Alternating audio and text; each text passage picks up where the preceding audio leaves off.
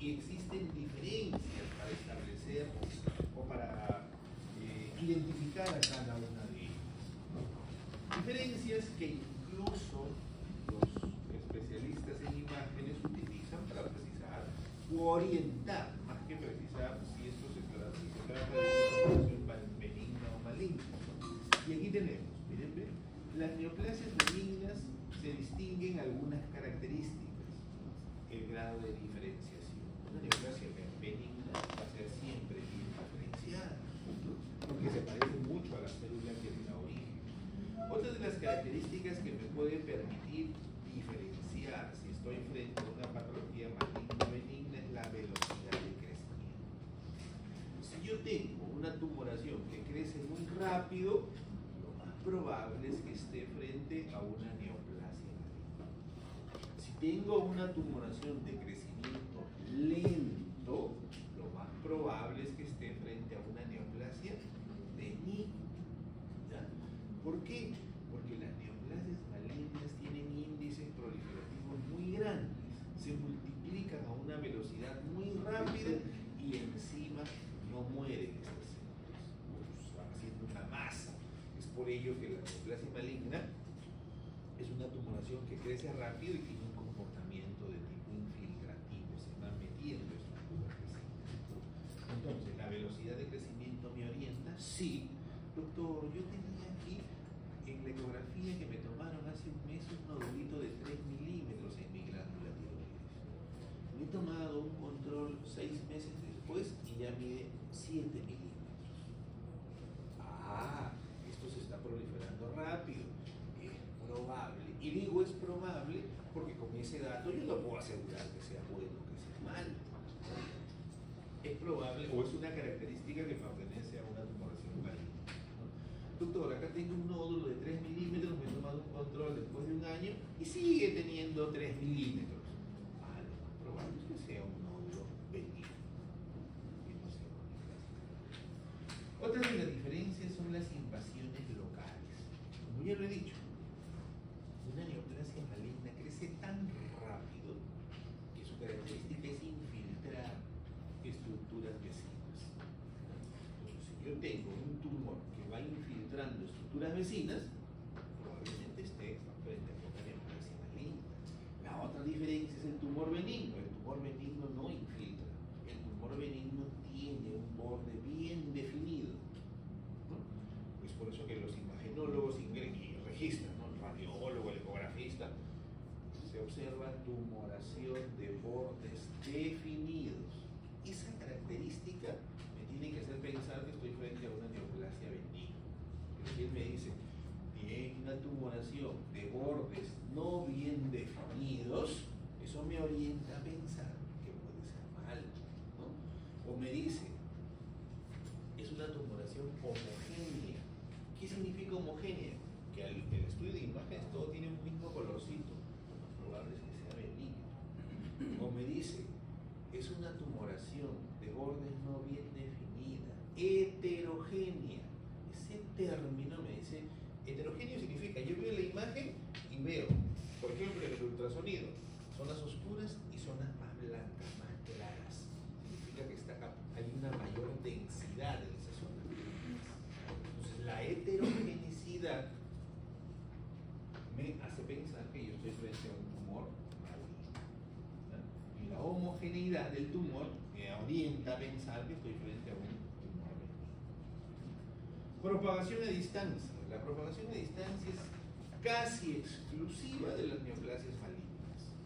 Infiltran vasos sanguíneos, infiltran vasos linfáticos y viajan estos émbolos tumorales a diferentes partes del cuerpo. Una vez que nosotros evaluamos una tumoración y reportamos émbolos tumorales, ese tumor puede estar en cualquier parte del cuerpo.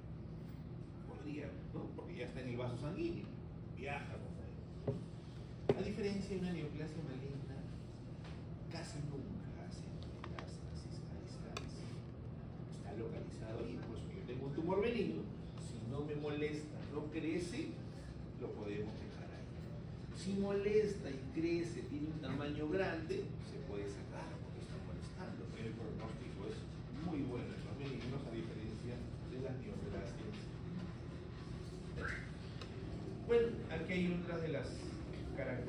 características en relación a neoplasias benignas y malignas, ya los hemos manifestado, tienen un crecimiento lento los benignos, los malignos crecen mucho más rápido, definitivamente.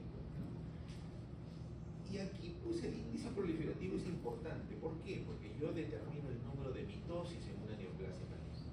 Las mitosis que me dicen que las células se están multiplicando, encontramos neoplasias malignas que tienen índice proliferativo de 70, 80, 90%. ¿Qué significa ello? Que el 80% de las células que conforman el tumor se están dividiendo. Por eso que se multiplican de manera muy rápida, ¿no? Malignas, poco diferenciadas. Otra de las cosas es la diferenciación. Hemos dicho que una neoplasia bien diferenciada es una neoplasia benigna o una neoplasia maligna, pero que las células se parecen mucho a la célula que le dio origen. Y es poco diferenciada cuando la distribución celular hace perder la estructura propia del órgano y el tamaño de las células se hace mucho más grande, el tamaño de los núcleos se hace mucho más grande, la condensación de la cromatina es bastante evidente. Ahí se habla de indiferenciación. Y definitivamente un tumor poco diferenciado tiene mayor probabilidad de haber infiltrado a distancia. O sea, tomo una biopsia con aguja fina en una mama y encuentro células poco diferenciadas y lo más probable es que ese cáncer de mama ya esté infiltrando ganglios sin necesidad de verlos. Esta es una neoplasia poco diferenciada, probablemente esté infiltrando ganglios. Ingresa el urólogo, me saca una biopsia de próstata y yo encuentro un adenocarcinoma poco diferenciado en un filamento y yo puedo decir, es muy probable que ya haya infiltrado cápsula o haya infiltrado ganglios pélvicos o en el peor de los casos haya hecho metástasis ósea, que es la zona más frecuente del adenocarcinoma. ¿Por qué? Porque es una característica poco diferenciada. En cambio, si me reportan bien diferenciado, medianamente diferenciado, es probable que esté localizado solo por ejemplo en la glándula prostática, no haya infiltrado aún y le ofrece un mejor pronóstico al paciente, porque si está solo en mi glándula prostática, ¿qué se hace? La prostatectomía y probablemente el cáncer ya no se extienda. Pero si este ha salido, yo saco la próstata y puede estar en cualquier otra zona. Neoplasias benignas están bien delimitadas, lo dijimos, ¿no? Generalmente una neoplasia maligna posee una cápsula que la envuelve. Por eso es que el radiólogo dice tumoración de bordes bien definidos.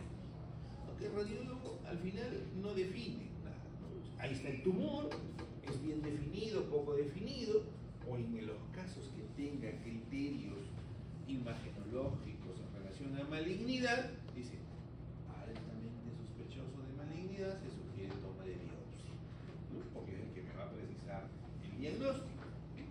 Ve la tumoración, la describe, la gran mayoría de radiólogos, claro, los radiólogos que son tigres, ellos se orientan, no los más capos, los más experimentados.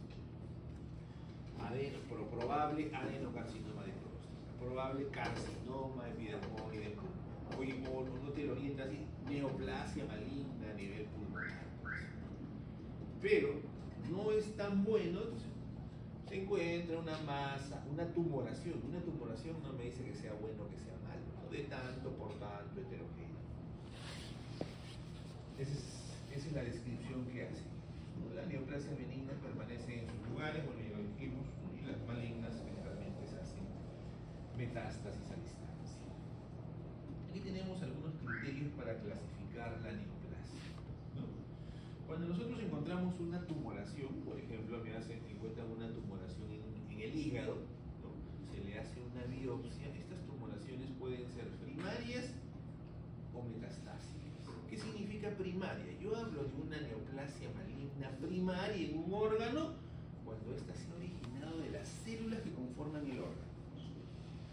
Una neoplasia maligna primaria en el hígado, ¿cuál sería? El hepatocarcinoma, que se genera de los hepatocitos. Pero una neoplasia maligna metastásica en el hígado puede venir de cualquier parte y lo más frecuente es que venga del intestino. ¿Puedo encontrar un adenocarcinoma metastásico de colon en mi hígado? Sí. Y la neoplasia maligna más frecuente de presentación en el hígado es la metastásica. Pero la neoplasia maligna primaria más frecuente del hígado es el hepatocarcinoma. Ojo, dos preguntas que son bastante similares, casi idénticas, pero que tienen diferentes respuestas. Porque uno, estamos diciendo cuál es primario, o sea, cuál se originó de los propios hepatocitos, y el otro no me dice nada, una neoplasia nomás que esté presente ahí. Cuando leen sus preguntas de examen, bastante precaución con los términos. Por ejemplo, yo pongo G mayormente, más frecuente. Cuando yo digo el más frecuente, doctor, pero todas las alternativas que usted me está dando en la pregunta, todas son, todo es verdad, todo pasa. Yo no estoy preguntando qué sucede ahí, te estoy preguntando cuál es la más frecuente, y ahí sí hay una única respuesta. Es diferente, hay que tener mucho. Es como en esta pregunta, neoplasia maligna primaria más frecuente, y cuál es la neoplasia maligna más frecuente en el hígado. Diferentes respuestas. Doctor, yo marqué la B, pero la B también. Sí, pero yo no te preguntaba cuál, no hay que preguntar cuál es la más frecuente. Acá también tenemos nosotros dentro de las neoplasias malignas simples y compuestas. ¿Qué significa simple? Compuesto de un solo elemento celular y compuesta de varios elementos celulares. Cuando yo estoy frente a una tumoración, ¿no? Hay denominaciones que le damos a la neoplasia maligna y a las neoplasias benignas también. En la gran mayoría de veces se cumplen eso. Por ejemplo, cuando yo digo lipoma es benigno o maligno? Benigno. Cuando yo digo fibroma, ¿es benigno o maligno? Benigno. Y todas las tumoraciones benignas, no todas, la mayoría de las tumoraciones benignas tienen el sufijo oma, terminan en oma. Pero como en medicina nada es absoluto, digo la mayoría. ¿Por qué? Porque cuando yo digo linfoma es maligno y termina en oma. Cuando yo digo, por ejemplo, melanoma, el melanoma es maligno y termina en oma. Por eso digo, la mayoría de ellos, ¿no? Algunos patólogos dicen mal llamado melanoma, mal llamado. Y sí, efectivamente mal llamado. ¿Por qué? Las neoplasias malignas que se originan del epitelio, ¿cómo se llaman? Carcinomas. Todas las neoplasias malignas originadas del epitelio, ¿no? Las neoplasias malignas originadas de estirpe linfoide, ¿cómo se llaman? Linfomas.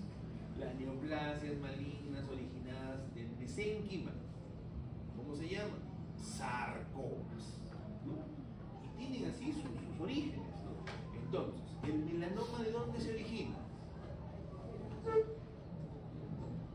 ¿De qué parte se origina un melanoma? Del epitelio. ¿Por qué? Porque los melanocitos están localizados en el epitelio, en la capa basal del epitelio, por certificado plano. Y si está en el epitelio, se debería llamar carcinoma, porque son las células epiteliales. Entonces, por ahí algunos patólogos dicen debió haberse llamado melanocarcinoma, porque se originan de los melanocitos y los melanocitos están en el epitelio. Pero bueno, así se le ha dado el nombre, se llama melanoma y es maligno. Las neoplasias pueden tener componentes quísticos, sólidos, papilares, exofíticos, endofíticos, pueden ser ulcerados, ¿no? Infiltrantes es una característica. Siempre. Por ejemplo, pacientes de edad avanzada, 70, 80, 90 años. Doctor, le traigo a mi papá o a mi abuelito que le ha salido una heridita acá en la piel y él no tiene tiempo y no le sana, doctor, no le sana. Hay que pensar en una neoplasia maligna. Una heridita normalmente debe cicatrizar, una heridita, ¿no? Usted mira ahí, hay vascularización, medias violáceas, hay como una ulcerita ahí, hay que pensar en una neoplasia maligna. Es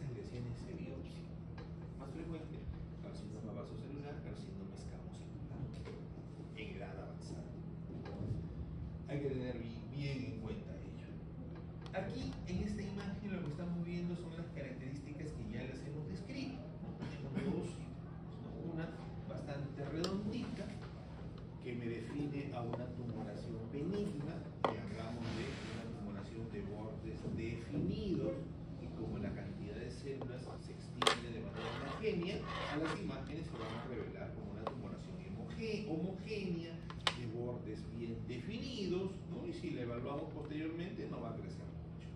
Al lado vemos una lesión estrellada. El radiólogo va a definir, esta es una tumoración de tanto por tanto, de bordes no bien definidos. Lo más probable es que estemos frente a una neoplasia. Y las neoplasias malignas, ¿qué es lo que van a originar? Van a tener el comportamiento infiltrativo, se van a ir metiendo. Si está en la piel, se meten a la dermis. Si está en la dermis, rompe el vaso sanguíneo, se mete al vaso sanguíneo. ¿No? Y hace pues sus metástasis a distancia. Ahora, una neoplasia maligna, ¿cómo se origina? Una neoplasia maligna se va a originar, va a partir de una célula. En esta célula se va a producir un cambio de la secuencia del ADN. ¿Qué significa? Va a haber una transformación de esta célula. Ahora, esta célula, parte de esta, cambia la secuencia del ADN y cuando eso sucede, normalmente esa célula debe morir. Y es lo que pasa en la gran mayoría de todos ustedes que son jóvenes, que sus genes funcionan de manera normal. Por ejemplo, yo tengo una célula con una alteración de la secuencia del ADN. ¿Qué va a hacer esta célula? Una célula anómala, una célula que se va para una neoplasia, para un cáncer. Esta célula lo que va a hacer se va a dividir, ¿no? Y cuando se divide, va a tener una célula hija que es igual a ella, con una anomalía. ¿Pero qué es lo que va a pasar? Ahí entran a trabajar sus genes. Uno de ellos, por ejemplo, el gen TP53, que lo vamos a ver más adelante, ¿qué es lo que hace? Y que todos ustedes deben trabajar y funcionar de manera normal. Identifica esta célula, ¿no? Porque eso se le llama a este gen TP53, el guardián del genoma, para vigilar a todos. Está Rojas Pineda, ¿no? Rojas Pineda se comienza a transformar, ¿no? Y lo identificamos, ¿no? ¿Qué hace el TP53? Va a donde Rojas Pineda, esa célula que está sufriendo cambios, y la manda a senescencia. ¿Qué significa ello? La aísla completamente, y senescencia significa que él no se va a dividir en otra célula, no va a tener descendencia. Entonces esa celulita anómala va a estar ahí. ¿O qué otra cosa va a hacer? Va a ir el TP53, lo identifica y corrige el daño. Si corrige el daño de la célula, listo, se acabó el problema, pues, ¿no? ¿O qué es lo que va a hacer? Lo identifica, si no puede corregir el daño, envía esa célula a muerte celular por apoptosis. En consecuencia, esa célula que tuvo ese cambio no me va a originar una neoplasia. Pero conforme van pasando los años, sus genes van mutando en algunos de nosotros. Y ese gen TP53, por decirlo así, ya no cumple esa función. Y cuando esa célula se transforme, va a dejar que se multiplique. Y inicia el tumorcito. 2, 4, 8, 10 células, aparece el tumorcito y en estadios avanzados infiltra, hace metástasis y termina quitando la vida. De ahí parte el principio. ¿Puede el paciente tener una acumulación sucesiva de mutaciones que van a permitir que ese cáncer prolifere? Pero si llegan ustedes, diagnostican ese cáncer de manera precoz y oportuna, sacan esas células neoplásicas con una intervención quirúrgica y evitan que ese tumor prolifere y evitan que se disemine. De ahí la importancia de los diagnósticos precoces frente a neoplasias malignas. Un tumor en estadios iniciales, una neoplasia maligna en estadios iniciales puede ser curativa. Una neoplasia maligna en estadios avanzados ya no se puede hacer. Acá tenemos algunos datos. Las neoplasias malignas se originan a partir del crecimiento de células renales que presentan mutaciones de 4 clases. Nosotros tenemos en nuestro organismo genes que controlan la multiplicación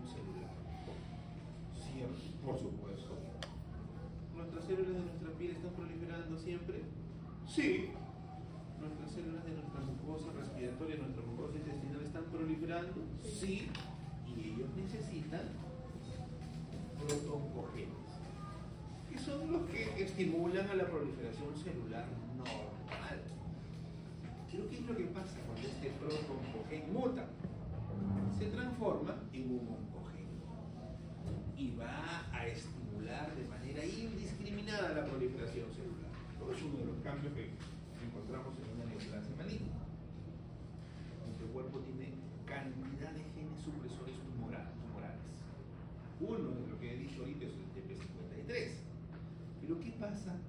O sea, sale una célula neoplásica, la identifica y la elimina. Por eso son genes supresores tumorales. Y que en las personas jóvenes como ustedes funciona el 100%.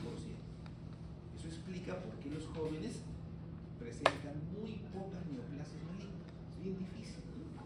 También los ancianos o los mayores presentan mayor número de neoplasias. Pero alguien puede decir, pero doctor, yo he conocido a mi vecino, a mi sobrino, al hijo de mi amigo, de mi papá, no sé, de 14, 15 años ya tuvo cáncer. Esos casos tienen mutaciones genéticas que la han heredado de los padres. Un ejemplo de ellos es la poliposis adenomatosa familiar, donde hay mutación del gen APC. El niño nace con la mutación de estos genes. Es por eso que ya comienza la poliposis a los 8, 9, 10 años. ¿No? Estos pacientes a los 25, 30 años se van a adenocarcinoma de colon. Porque ya heredado esta mutación genética. ¿No? Entonces, esa es la función de los genes supresores tumorales. Nosotros tenemos genes que regulan la apoptosis. ¿Qué era la apoptosis? La muerte celular. ¿No? Una célula nace en mi capa de células basales, madura, llega hasta la capa superficial, ¿no? Luego muere y forma parte del estrato córneo. Y a morir, muere por apoptosis, cumple su ciclo, por eso le llama muerte celular programada. Pero en la neoplasia maligna hacen mutaciones genéticas donde las células no van a morir por apoptosis. ¿No? Imagínense que todos nosotros seamos células neoplásicas y que nunca moramos. No morimos, pero sí nos reproducimos. Eso hace una neoplasia maligna. Tenemos genes que regulan la reparación del ADN. Por supuesto, ¿no? Acabamos de dar uno de ellos, ¿no? El TP53. Regula, controla esto, corrige el daño y se acabó el problema. Pero si muta ese gen, no produce esa corrección. La carcinogénesis. Cuando yo estoy frente a una neoplasia maligna, el fenotipo es clásico y típico. El núcleo se hace más grande, las células se hacen más grandes, pero no es que todas crezcan, algunas crecen más, algunas crecen menos. ¿Ya? Esa característica es un fenotipo maligno. ¿Qué significa? Yo tengo una célula normal de este tamaño y mi célula neoplásica es muy grandota. ¿No? A eso le llamo fenotipo maligno. Las características que yo observo en la célula han cambiado. El núcleo más grande, el núcleo hipercromático, irregularidad de la membrana nuclear, ¿no? Célula más grande. Son términos que nosotros les vamos dando y que les hemos dado en la práctica. Pleomorfismo nuclear, núcleo más grande, núcleo más pequeño. Pleomorfismo celular, células más grandes, células más pequeñas, ¿no? Y lógicamente eso se produce por una acumulación escalonada de mutaciones genéticas. Bueno, aquí está, y ahí siempre ya pusimos por referencia los protooncogenes, que son genes que regulan la proliferación celular, pero la proliferación normal. Bueno, y los oncogenes ya es una proliferación celular descontrolada, muy grande. Bueno, aquí tenemos algunas de las nomenclaturas, ¿no? Cuando yo encuentro neoplasias que se originan a partir de varios estirpes celulares, le llamamos teratomas. ¿No? Los teratomas que han visto, ¿alguna estudiante que ha tenido un teratoma alguna vez? ¿No? Y lo pregunto porque es una patología de presentación en mujeres jóvenes. Son quistes dermoides, también se les conoce y hacen los famosos teratomas maduros.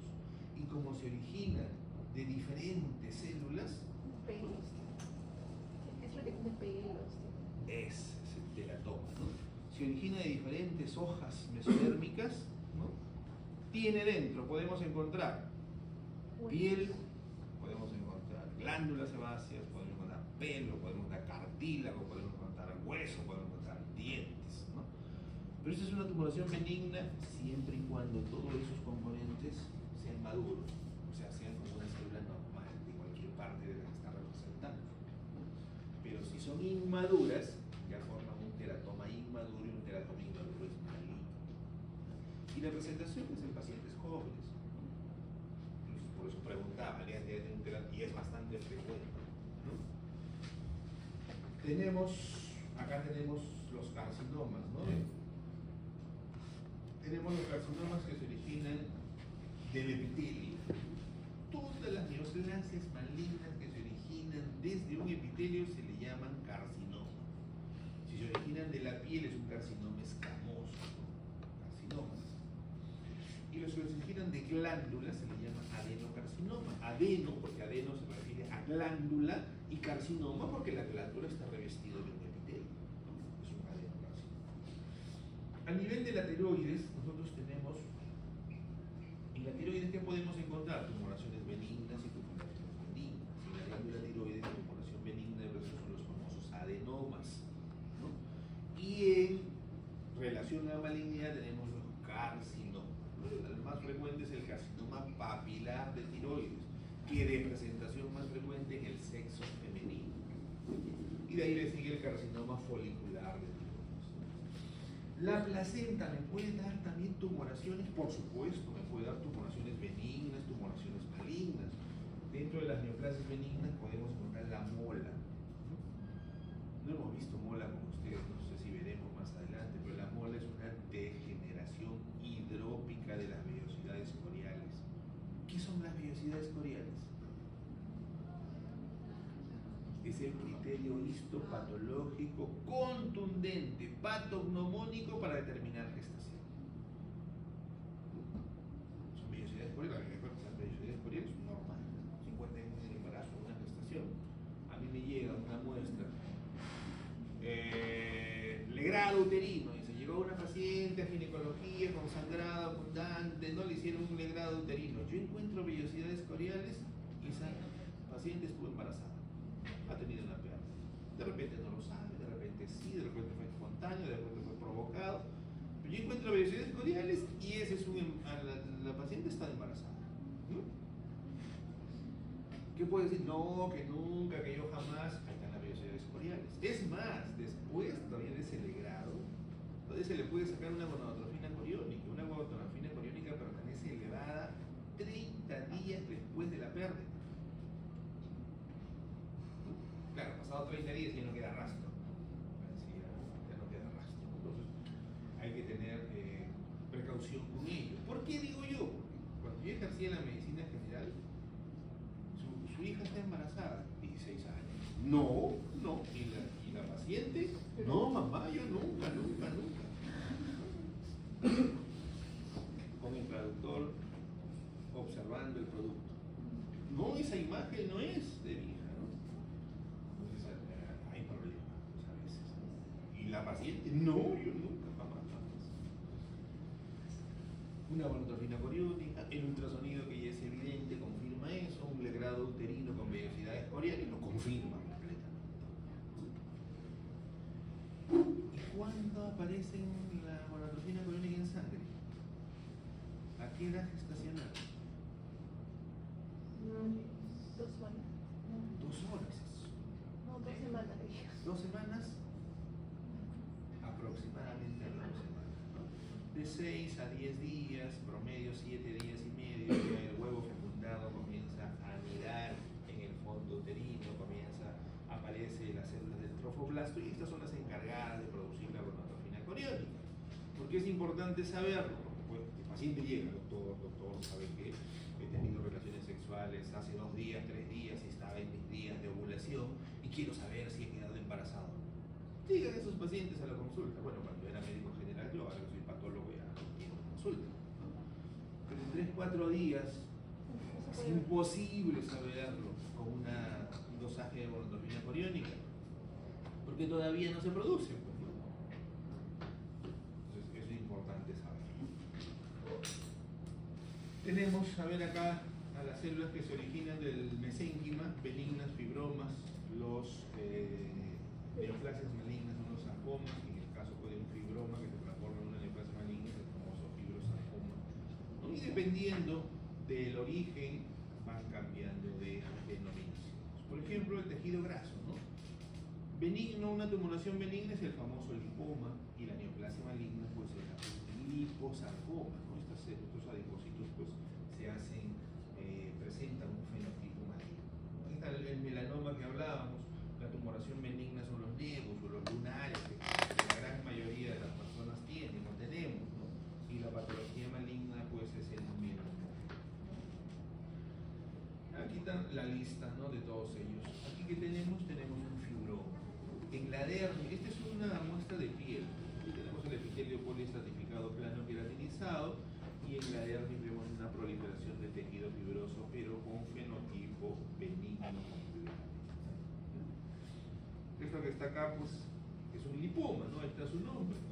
El lipoma es una proliferación de adipocitos, pero los adipocitos tienen características fenotípicas igual a cualquier adipocito de nuestro organismo, pero forman una masa y están revestidos o rodeados de una cápsula, rodeados de tejido conectivo, un tejido fibroso que las envuelve, las define, ¿no?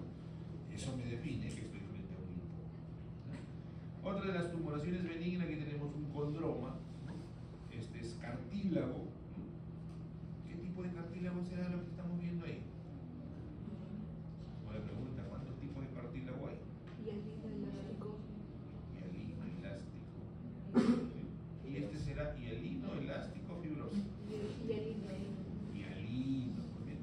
Aquí están los grupos isógenos coronarios. ¿Cuáles serán los grupos isógenos coronarios? El grupo isógeno axil, severos axiales, axiles, sí, también. Las sustancias fundamentales, los condrocitos que forman fenotipo benigno. Tenemos el osteoma, ¿no? Una proliferación de los tabiques, perdón, de las trabéculas óseas, ¿no? Pero con un fenotipo completamente benigno, los elementos celulares. Tenemos al nevus, ¿no? Esos nidos que se ven acá en la parte superficial, ¿no? Son los nidos de las células névricas, pero como son benignos, están ahí, le dan una tinción, ¿no?, a la piel oscura, ¿no? Este es un nevus de la unión porque se encuentran localizados estos nidos en la unión dermoepidérmica. La gran mayoría de ellos tienen pigmento melánico, lo podemos ver al estudio de la microscopía, estos pigmentos melánicos. Patología bastante frecuente. Aquí está el famoso leiomioma, lo que se ha visto en la práctica, ¿no? Fibras musculares lisas, alargadas, acá acostaditos se ven bien transversales ya. El leiomioma es un tumor benigno completamente. Tenemos al adenoma de tiroides. El adenoma de tiroides es un nódulo que encontramos en la glándula tiroides, donde hay una proliferación de los folículos tiroideos. Estos se van haciendo más pequeñitos, ¿no?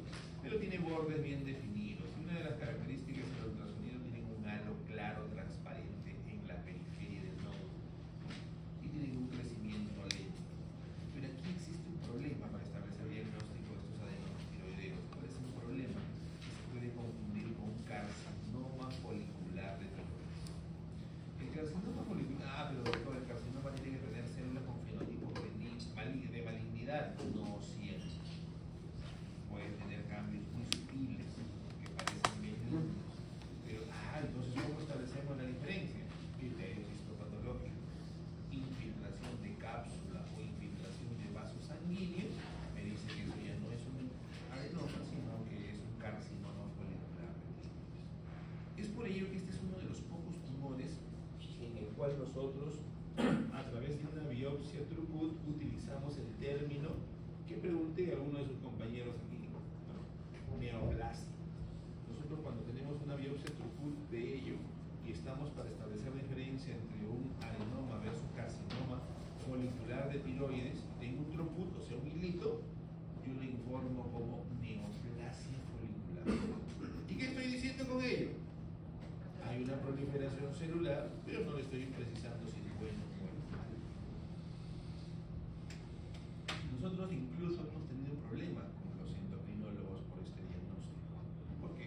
clínico, ¿qué quiere saber? Dime si es bueno o malo. Para saber qué voy a hacer con él, porque si no, yo no sé qué hacer.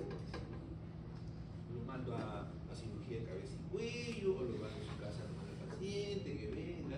Yo quiero saber si es bueno o es malo.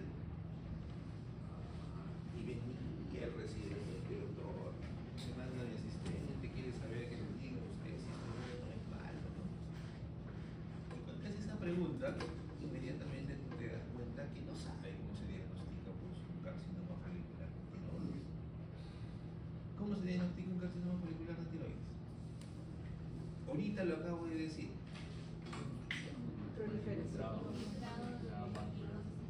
Infiltrado de vaso sanguíneo o de cápsula. Y cuando a mí me manda un hilito, ¿podré ver la cápsula? De repente sí, 1 milímetro de cápsula. ¿Y todo el resto de la cápsula? Y cuando me manda un hilito, ¿podré ver vaso sanguíneo? Sí, de repente sí, pero si en el hilito no hay infiltración de vaso sanguíneo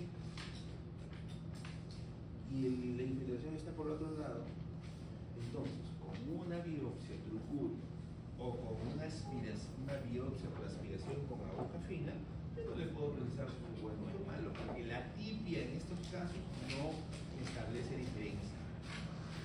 Es por eso que le ponemos neoplasia folicular. Y algunos pensaban que cuando decíamos neoplasia era malo. Y la definición de neoplasia, como le hemos dicho iniciando la clase, no me dice que sea bueno o que sea malo. Entonces incluso nos llamaron a una punta médica para ver, lo llamaron al patólogo, al endocrinólogo, al cirujano de cabeza y cuello, al radiólogo, para definir, nos dicen los endocrinólogos, qué vamos a hacer con esos pacientes que no tienen diagnóstico. Es la respuesta muy clara. Nadie sabía cómo se diagnosticaba un carcinoma folicular de tiroides. Entonces decían los endocrinólogos, nosotros queremos saber, y nosotros los patólogos pues calladitos hasta el final, ¿no? Y que se tropiecen todo, ¿no? Entonces, bueno, en ese término no hay diagnóstico, no hay neoplasia. Ah, pero ahora ¿qué hacemos con ello? Si usted quiere saber si eso es bueno o es malo, yo necesito todo el nódulo para ver y evaluar toda la tumoración, si hay infiltración de cápsula o infiltración de vaso sanguíneo. Conclusión, dijeron los endocrinólogos, todas las tumoraciones que sean reportadas como neoplasia folicular van a pasar a cabeza y cuello para que le saque el nódulo o el lóbulo tiroideo, ¿no? Que está en ¿no? Y se paró el cirujano. No, un momentito, me vas a hacer la cola interminable, todos los nódulos ahí esperando a la cola para que operen. No. ¿Por qué? Porque la conducta es la siguiente. Yo puedo tener como el que tiene la herramienta y la decisión es el clínico. Es una neoplasia folicular, ya no es bueno, no es malo. Pero yo puedo terminar o orientar o tener una alta sospecha de que es malo, sí. Ya, es una neoplasia folicular, señora, la controlo en 6 meses a 8 meses. ¿Ese nódulo creció? Sospecha de malignidad. Y por sospecha clínica de malignidad, no puedo pasar a cirugía para que lo saque y que me lo evalúe, ¿no? Porque tengo una sospecha clínica de malignidad. Claro que no tenemos el diagnóstico definitivo, pero si en 6 a 8 meses ese paciente regresa y su nodulito sigue del mismo tamaño o creció medio milímetro, 1 milímetro más,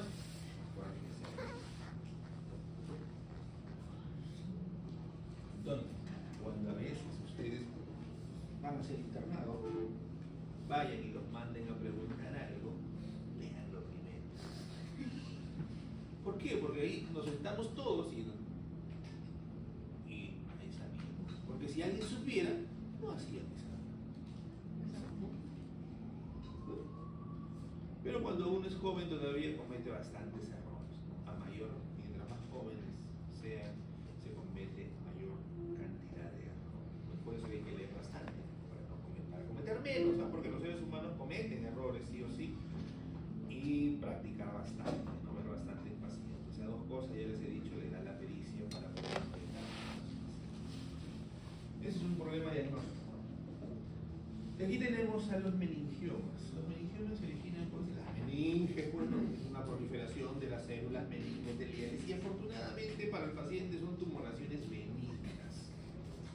Cuando usted encuentran estas tumoraciones en el cerebro, el paciente dice, ya me voy a morir, tengo un tumor en el cerebro. No, son meningiomas, esas lo sacan a lo máximo que hacen estos comprimir, ejerce un efecto mecánico sobre el encéfalo, ¿no? Son grandes, saca el pronóstico de tumor.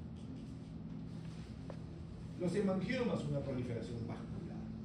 Lo malo de los hemangiomas, y digo lo malo, es que a las imágenes se confunden con una neoplasia maligna.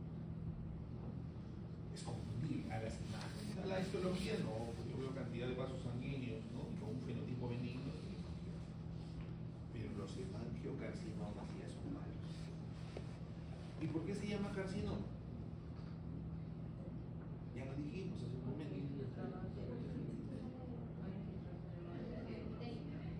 Del epitelio se llamaban carcinomas.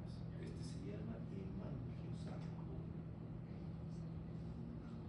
Porque los vasos sanguíneos tienen un origen mesenquimal. Y todas las neoplasias malignas de origen mesenquimal se llamaban sarcomas. Y como estos se originan de vasos sanguíneos, hemangiosarcoma. Las células endoteliales van a tener un fenotipo maligno. ¿Qué será el melanoma? Aquí está el famoso melanoma. ¿Alguien sabe cómo se diagnostica un melanoma? Clínicamente tampoco. No, pero todos damos en quinto siglo. ¿Con el dermatoscopio? ¿El dermatólogo? Ya, me consigo. Le compramos un dermatoscopio al vigilante de la puerta. Iba por las características clínicas, ¿no? Hoy día se van a ir ustedes. Por los bordes regulares. Hoy día se van a ir a buscar los lunares en sus casas, en sus familias, sus papás, sus mamás, sus hermanos, y ya van a tener los criterios para establecer un diagnóstico de melanoma. Uno, el melanoma tiene bordes irregulares. El melanoma es heterogéneo. ¿Lo ven ahí? Algunas zonas más oscuras, otras zonas más claras. El melanoma es asimétrico. ¿Asimétrico? ¿Qué es eso? Mido mi melanoma. Es igual. Establezco el punto medio. Lo corto a la mitad y este lado de acá es diferente a este lado de acá. En su forma. Eso es asimetría. Y el melanoma mide más de 0.6 centímetros. ¿Alguien se asusta? Nadie. Se encontraba algún doctor, mire, yo tengo esto. Más de 0.6 centímetros, bordes irregulares, heterogéneo, ¿no? Hay que sospechar de un melanoma. Entonces significa que a partir de este instante, clínicamente todos pueden diagnosticar o sospechar de melanoma, porque el que diagnostica pues la biopsia finalmente confirma el diagnóstico, pero ya lo pueden sospechar. Y pacientes que andan con melanomas ahí. Mi lunar que tengo, así me va creciendo, pues, mi lunar, ¿no? Pues que se trata de un melanoma, sobre todo cuando se encuentra en blancas y palmas. En el país, en el Perú, los melanomas acrales son los que se presentan con mayor frecuencia. En el Perú, ojo, cuando ustedes van al ROM, que es literatura americana, hay otro tipo de melanomas que se presentan con más frecuencia. ¿Cuál es el término de filtro? ¿Qué término utiliza? Acral, Acá. plantas, palmas. Entonces ya está. Entonces ustedes se encuentran más de 0,6 centímetros, todas las características, ese paciente tiene que ir a biopsia. Se confirma, se descarta la posibilidad de un melanoma. Y ahí tenemos la infiltración de los melanocitos atípicos con sus macronucleoles, eosinófilos, formando nidos, característica infiltrativa, crecimiento radial y vertical, ¿no? Y todas las características. Acá tenemos el carcinoma vasocelular. El carcinoma llamado este es una de las neoplasias malignas de mucho mejor pronóstico que cualquier una de las otras de las neoplasias. Y tiene una característica importante. Esta neoplasia maligna, empezando la clase habíamos dicho que hay una mutación en los genes que controlan la muerte celular programada. Pues en un cáncer ya las células no mueren. Esta es una de las pocas neoplasias del carcinoma vasocelular que todavía las células siguen muriendo por apoptosis. Eso controla la proliferación celular y le da un pronóstico bastante bueno al paciente, ¿no? Se dice que la resección quirúrgica de esta neoplasia maligna con bordes libres le ofrece al paciente un pronóstico bastante bueno. O sea, es un tumor, una neoplasia maligna poco agresiva. ¿Por qué se llama vaso celular? Porque se origina de la capa de células basales del epitelio, ¿no? Y ahí se origina, y de ahí su nombre de vaso celular. Se forma ahí, hace sus nidos, tiene un comportamiento infiltrativo, todas esas son células basales, y tiene una característica bastante particular. Estas células basales hacen nidos donde en la periferia de cada nido, las células basales periféricas tienen una distribución empalizada. Empalizada significa perpendiculares a su eje central. Y las células basales centrales tienen una distribución aleatoria. ¿Qué significa aleatoria? Desordenada. Es como cuando digo, yo elaboro el examen y le pido a mi sistema que lo distribuya mis 20 preguntas de manera aleatoria, ¿no? Algunos tendrán la pregunta 1, 2, 3, 4, 5 en orden, otras tendrán la 1, 2, 3, pero la 4 para ella y la 5 para el otro, o la 10 es para la otra. Distribuye aleatoriamente las alternativas, ¿no? ¿Para qué? Para que el alumno del costado mira, las 2 es la C, la C, pero es otra pregunta, es otro orden de las alternativas, ¿no? Es aleatorio, desordenado. Acá tenemos el adenocarcinoma de próstata. Esta es una patología bastante frecuente en nosotros los varones, sobre todo conforme van incrementando los años. Glándulas, las glándulas nacen neoplásicas y van a dar después la patología. Leucemias linfoblásticas agudas, los leucocitos gigantes, de bordes irregulares, de condensación de la cromatina, ¿no? El adenocarcinoma de colon. Si esta imagen es un colon, no parece para nada un colon. Y no parece para nada un colon porque las glándulas tienen alteración estructural, el epitelio tiene estratificación, entre glándula y glándula tenemos reacción desmoplástica, ¿no? Con un tejido fibroso ahí, y si yo lo comparo con la imagen que aprendí en histología con un colon, no se parece nada. Bueno, las metástasis ya lo dijimos, estas infiltran vasos sanguíneos, infiltran vasos linfáticos y hacen metástasis. Se meten en los vasos, se infiltran ganglios, ¿no? Ahora vamos a ver las bases moleculares.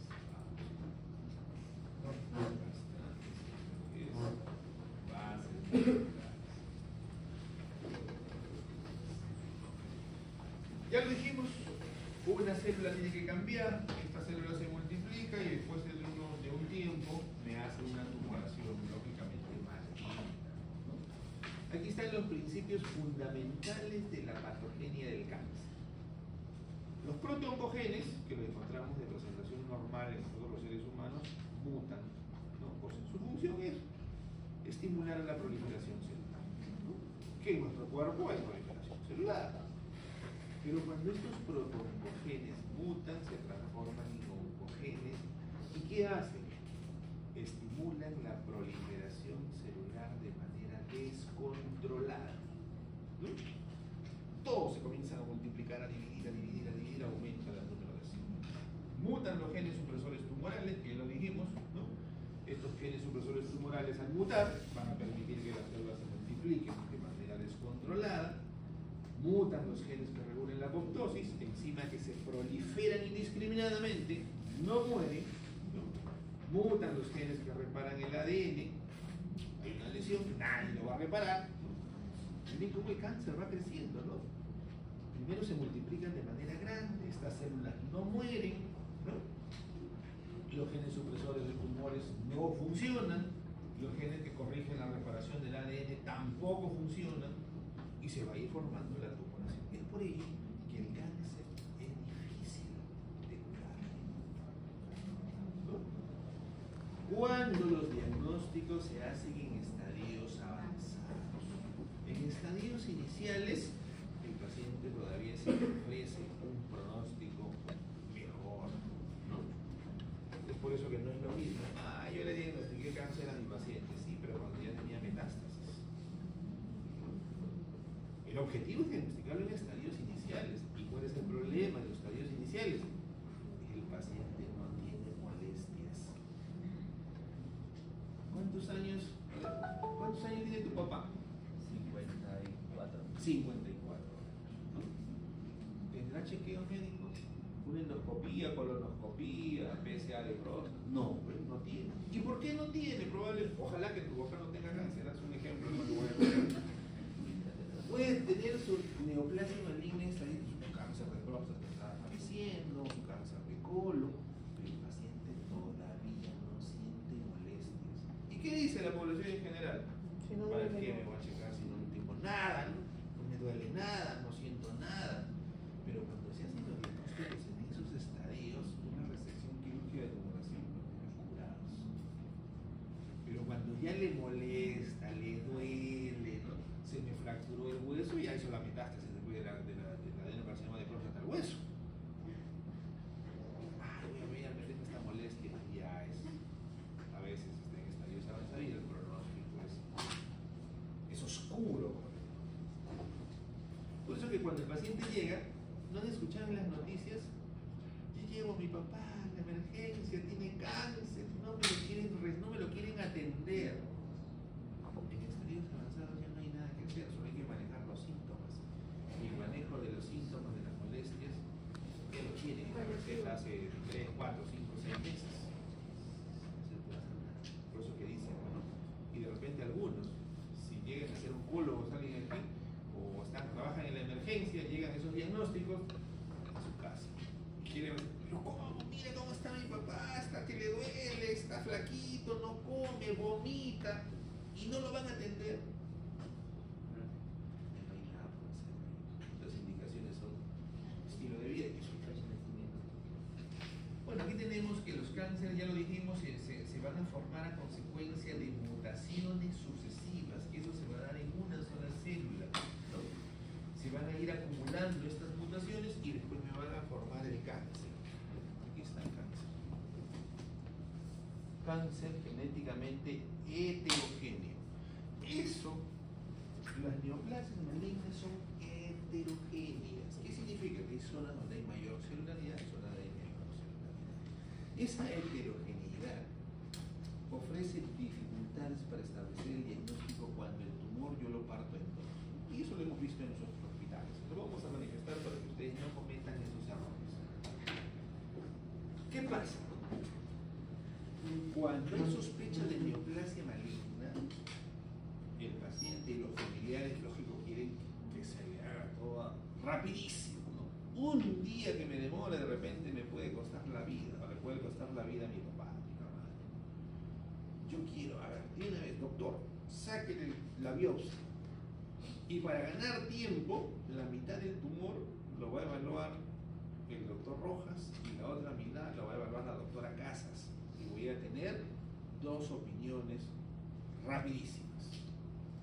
Esta característica de la heterogeneidad de las neoplasias malignas le va a permitir, sin equivocarse, a Casas dar un diagnóstico y Rojas dar otro. Porque es heterogéneo. Los dos pueden diagnosticar cáncer, uno bien diferenciado, el otro poco diferenciado. O de repente en la partecita que le tocó a Rojas no hay cáncer. Y en la partecita que le tocó a Casas sí lo hay. A Rojas no sabe nada. Miren, ese tumor hay cáncer, pero es la característica de la neoplasia maligna, la heterogeneidad del tumor. ¿Cuál es lo ideal? Toda la pieza se la pasamos a Rojas, después que Rojas termina, se le solicitan láminas y tacos y lo evalúa Casas. Esa es la forma correcta, la forma ideal. ¿Por qué? Porque el comportamiento de estos tumores o la característica de estos tumores es heterogéneo.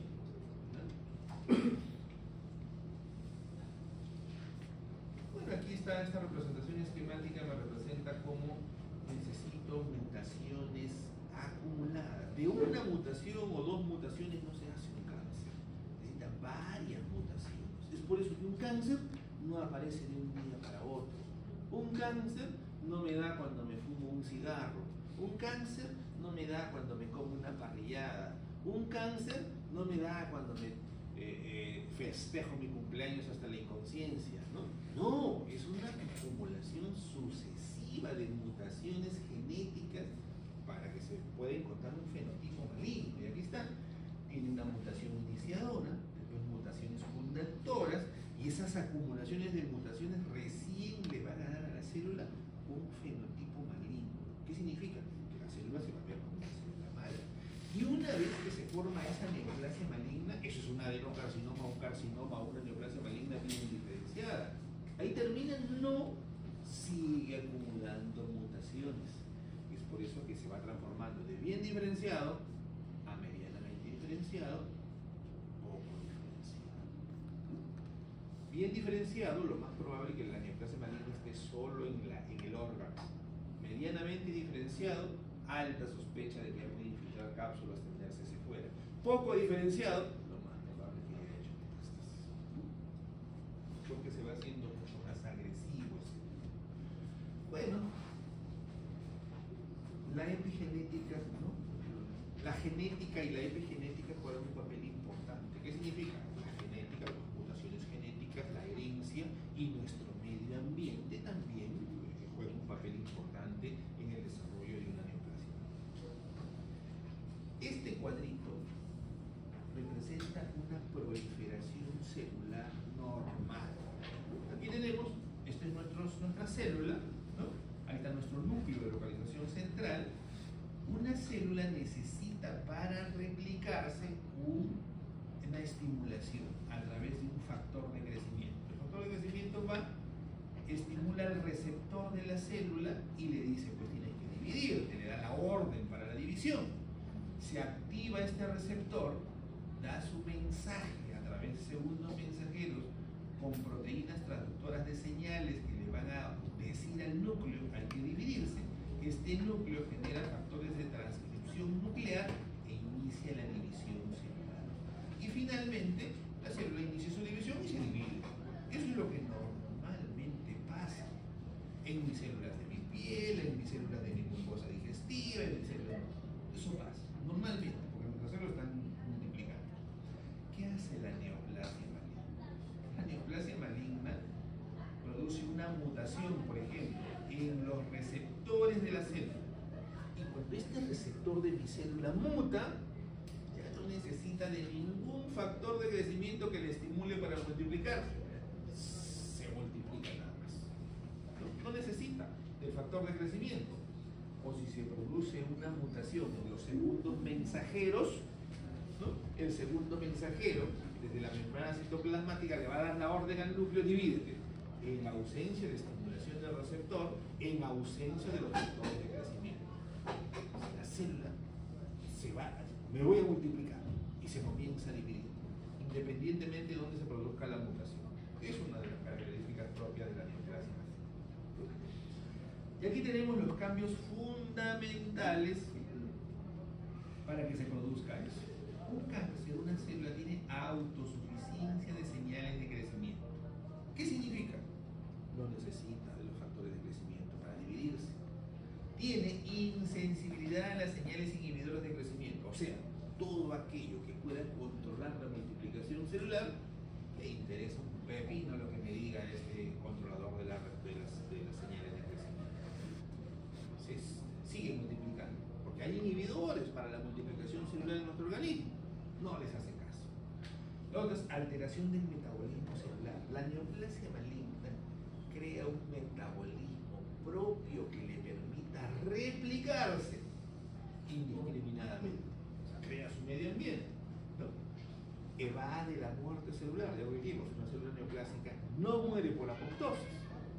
O sea, se convierte en células inmortales y se van multiplicando.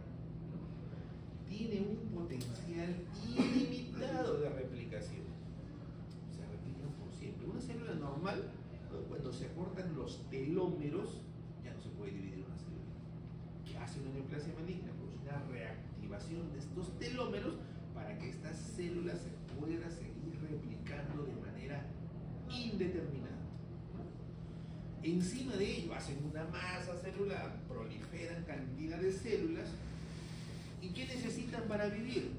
Bueno, primero crean un metabolismo apropiado para la multiplicación. Pero como hay mayor cantidad de células, ¿qué va a hacer este cáncer? Va a crear vasos sanguíneos. ¿Por qué va a crear vasos sanguíneos?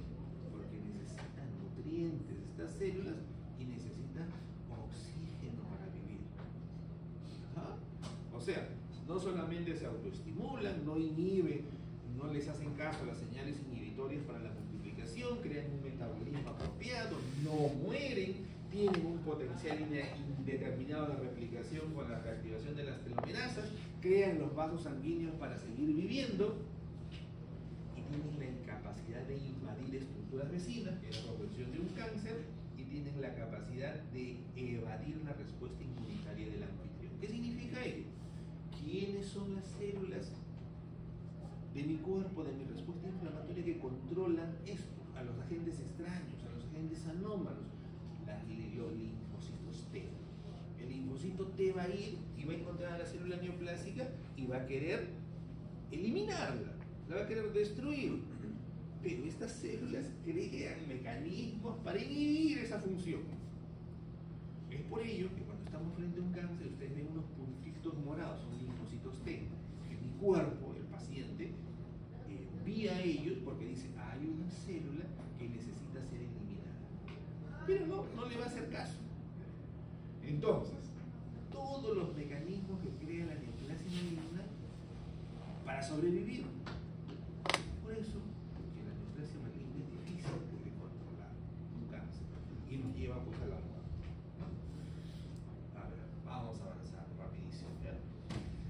Tenemos genes, estos son los protoncogenes, ¿no? Mírenme, este cuadrito que dice acá. Siempre una célula para replicarse necesita la estimulación, ¿no? En una neoplasia maligna no. Con estimulación o sin estimulación, la célula se multiplica. Acá tenemos oncogenes que actúan como receptores de los factores de crecimiento. ¿No? Uno de los mecanismos tenemos la activación y ausencia del ligando. ¿Qué significa? Se van a estimular la multiplicación en ausencia de una estimulación. Tienen una sobreexpresión de los genes que codifican los receptores. Una mínima estimulación y pequeñita, la célula va a captar como una estimulación gigante a la multiplicación. Por eso dice sobreestimulación. Y aquí también hacen un reordenamiento de los genes que activan las tirosinas sinasas, que eso lo vemos básicamente en las neoplasias o en las adenocarcinomas. Aquí está la célula. Bien, esto que está acá es la célula. Esta es la membrana citoplasmática, el rojito que está acá son los receptores y aquí vienen los factores de crecimiento que son estos redonditos. Vienen los factores de crecimiento, activan los segundos mensajeros, a través de estos genes, el RAF y la fosfatidilinositol 3 sinasa, van a estimular al núcleo para iniciar la replicación celular y eso es lo que normalmente sucede. En un cáncer ya no necesita esto, se activa el RAS, el RAF, la fosfatidilinositol en ausencia de estimulación y el núcleo va a comenzar a dividirse para formar nuevas células hijas. Y aquí tenemos algunas de las características, ¿no? Por ejemplo, las mutaciones del RAS los encontramos en el 15 al 20% casi de todos los tumores, ¿no? Lo encontramos en el 90% de los cánceres de páncreas, en el colangiocarcinoma, en el 50% de los cánceres de colon, cáncer de endometrio, y el BRAF los encontramos en los que están ahí, ¿no? 100% de tripoleucemias, el 80% de los neumos benignos, 60% de los melanomas. ¿Qué significa? Que estos receptores intracitoplasmáticos como el RAS y el RAF los encontramos en muchos de los tumores, ¿no? Para favorecer la multiplicación celular. Acá tenemos el gen MYC, ¿no? Este gen MYC juega un papel importante. ¿Por qué? Porque este gen MYC, ¿qué es lo que va a originar su mutación de ellos? Activa las telomerasas. Ya lo dijimos, cuando reactiva las telomerasas, las células se dividen indiscriminadamente. Facilita la progresión celular, favorecen el cambio del metabolismo, ¿no? Provoca angiogénesis, actúa sobre la apoptosis para evitar la muerte celular. O sea, este gen va a actuar casi en todos los mecanismos que generan la proliferación celular en una neoplasia. Nuestro cuerpo tiene a nivel del ciclo celular puntos de control para evitar que una célula neoplásica se replique. ¿Qué significa? No solamente los genes supresores tumorales participan, la mitosis o el ciclo celular tiene sus puntos de control. Cuando identifica una célula anómala, tiene dos puntos de control para evitar que se replique. Ah, no, tú eres una célula anómala y no te vas a replicar. Pero ¿qué pasa? Se producen mutaciones de estos genes que controlan la replicación celular. Los encargados son la ciclina D, la sinasa dependiente de ciclina 4, el gen RB o inhibidores de la sinasa dependiente de ciclina P16. Ellos son los que controlan en el ciclo celular. Llegan a un punto y dicen, no, tú no te puedes dividir. Pero cuando estos mutan, sigue el ciclo y la célula anómala con fenotipo benigno termina teniendo células hijas y así sucesivamente hasta formar una población. La falta de sensibilidad a los inhibidores del crecimiento de los genes. ¿Qué significa? Nosotros tenemos en nuestro organismo genes supresores tumorales y protooncogenes. El equilibrio de estos genes supresores tumorales y los protooncogenes que estimulan la proliferación celular provocan que nuestro número de células sea el adecuado. Pero cuando se produce una mutación de los protooncogenes, se va a estimular la multiplicación. O de repente no mutó mi protooncogen, pero sí mutó mi gen supresor tumoral, también me va a llevar a una masa tumoral. Y si mutan ambos, más agresivo es mi cáncer. Acá tenemos al gen RB. El gen RB es un supresor tumoral. Hasta el siglo pasado nosotros veíamos el retinoblastoma como parte de la práctica. En esta modificación que ha hecho el coordinador de patología ya no tenemos al retinoblastoma como parte de la práctica. El retinoblastoma es una neoplasia maligna que se origina de las células de la retina en el globo ocular y esta básicamente se presenta en niños. Aunque también puede ser representación esporádica. Esporádica significa que dos mutaciones necesita estas células para originar un retinoblastoma. Pero a veces heredan una mutación del padre y los niños manifiestan una tumoración en la retina. O sea, dentro del globo ocular tienen una tumoración maligna, una neoplasia maligna. Y esto es bastante cruel. ¿Por qué? Porque cuando hay un cáncer, ¿qué se hace con él? Con un tumor maligno, se saca. Y si el niño tiene dentro del globo ocular una tumoración maligna llamada retinoblastoma, la conducta terapéutica es la enucleación. Y muchas veces estos tumores son bilaterales, ¿no? Bueno, en mi hospital no vemos retinoblastoma, pero cuando he rotado por el INEM, cuando era residente, vi en la mesa dos ojitos. La historia clínica, niño de 5 años. Es cruel, pero si no se hace eso, el retinoblastoma infiltra cerebro y lo va a matar, ¿no? Entonces, este es un gen que con dos mutaciones me va a originar esa neoplasia maligna, ¿no? Bastante agresiva esta neoplasia. Dos mutaciones, ¿no? Algunos nacen sanitos, hacen una mutación recién nacido, a los 4, 5, 6 años hacen la otra mutación y hacen el retinoblastoma. Otros no, y lo heredan. Este es el gen TP53 que ya lo expliqué inicialmente, ¿no? Detecta la anomalía de la célula, la manda a senescencia, corrige el daño, y si no corrige el daño, envía la célula muerta celular por apoptosis. Pero este gen TP53, ¿por qué es importante? Porque este gen TP53 participa en mucha generación de diferentes tipos de neoplasias malignas, ¿no? Acá tenemos la alteración metabólica.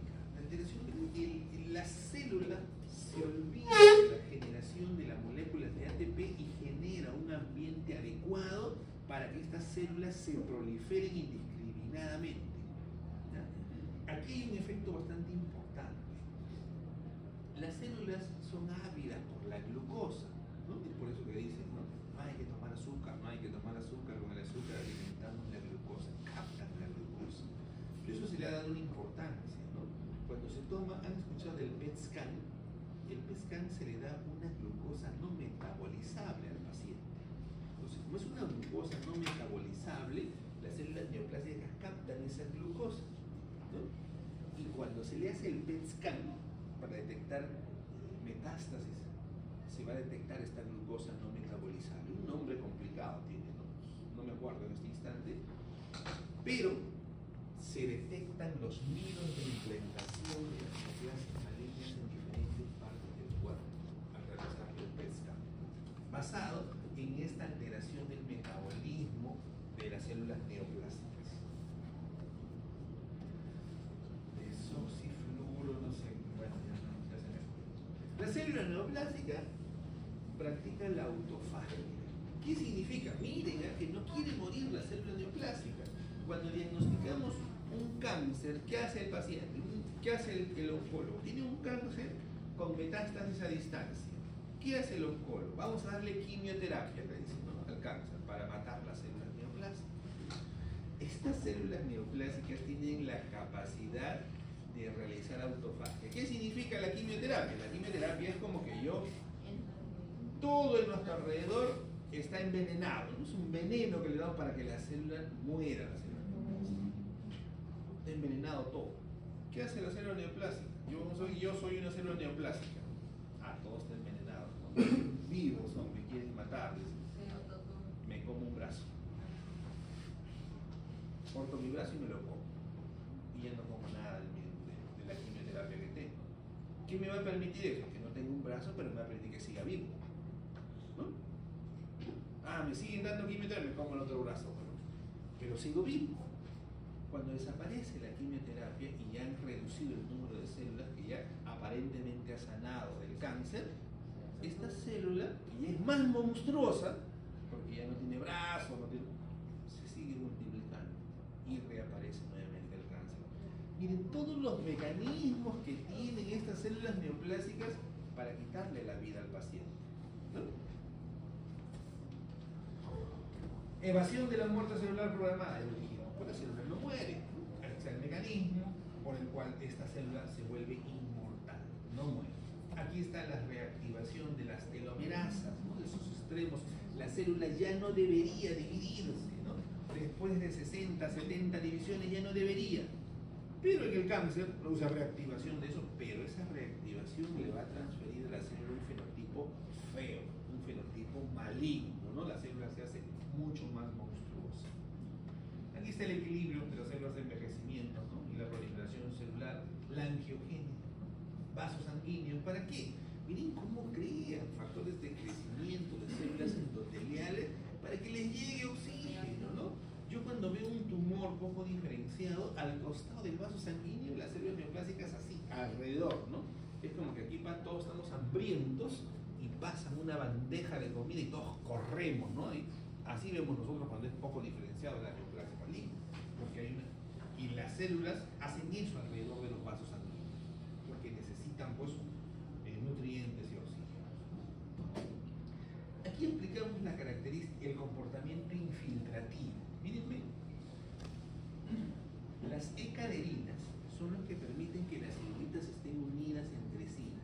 En una neoplasia maligna, estas células se pueden despegar del grupo del epitelio y sobrevivir.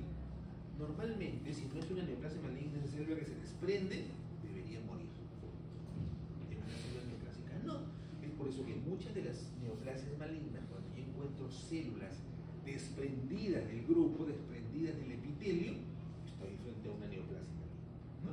¿Qué es lo que hacen cuando se desprenden? Miren cómo van a producir estas células neoplasias colagenasas.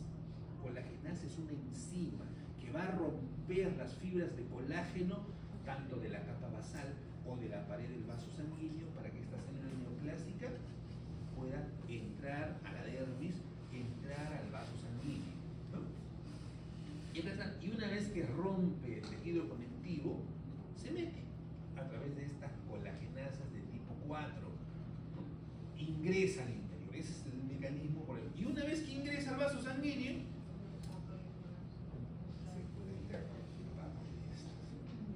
aquí está, se mete al vaso sanguíneo. Pero cuando ingresa a mi vaso sanguíneo, en mi vaso sanguíneo y mi sangre tengo leucocitos que van a tratar de eliminarlo, ¿no? ¿Qué hacen eso? Se mezclan con elementos celulares, con plaquetas, o se confunden entre estos elementos celulares para que no sean identificados por leucocitos. ¿No? ¿Qué significa? Como que a la puerta de la San Juan Bautista ingrese alguien que no es estudiante, ¿no? Y el vigilante les pide su carnet, los identifica, y esta célula neoplásica, ¿qué hace? Viene un grupito de ustedes y se mete en medio de ustedes ahí para ingresar, ¿no? Eso hace para evadir la respuesta inmunitaria propia de nuestro organismo. Y aquí están las principales clases de antígenos. Miren, el linfocito T, su función es identificar los antígenos, identificar proteínas que produce mi célula neoplásica, identificar al propio virus, ¿no? A través de este CPH, ¿no? Y eliminar a la célula. Eso es lo que normalmente hace el linfocito T. Pero miren, el linfocito T es CD8 principalmente. Y miren cómo aquí, esta célula neoplásica me puede producir antígenos, ¿no? Me puede producir antígenos. Esta de acá, me puede producir antígenos, pero no tiene el CPH. Esta barrita que está acá, no tiene. Y si no tiene, el linfocito T va a llegar y no la va a poder identificar para eliminarla. O esta célula tumoral no produce antígenos, para que no lo pueda identificar mi célula. Esta de acá sí me produce antígenos, tiene el CPH para que la identifiquen, pero una vez que la identifica, crea un mecanismo para inhibir la capacidad destructiva del linfocito.